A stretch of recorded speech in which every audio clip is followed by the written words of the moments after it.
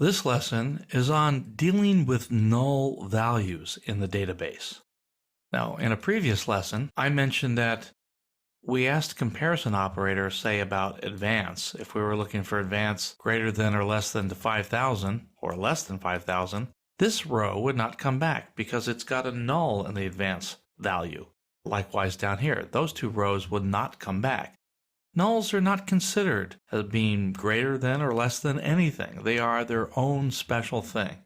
So say I wanted to see these values with the word null in them. Now I'm going to show you how I do that. So we're going to add a where clause. I'm going to say where advance, but instead of saying where advance equals null, I have to say is null. I don't have to capitalize the is. Just did that for dramatic effect.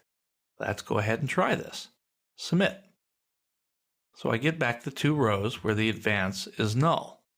Now, if I wanted to see all the rows where it was not null, I do it this way.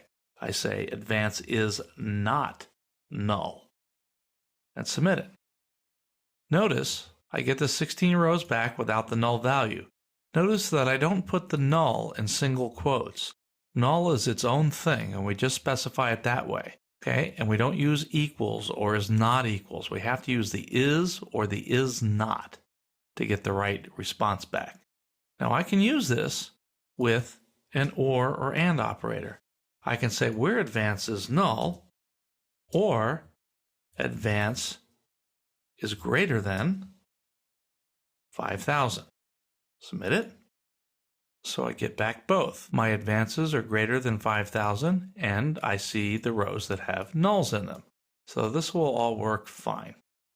So this is the way you have to deal with nulls. That ends our lesson on dealing with nulls.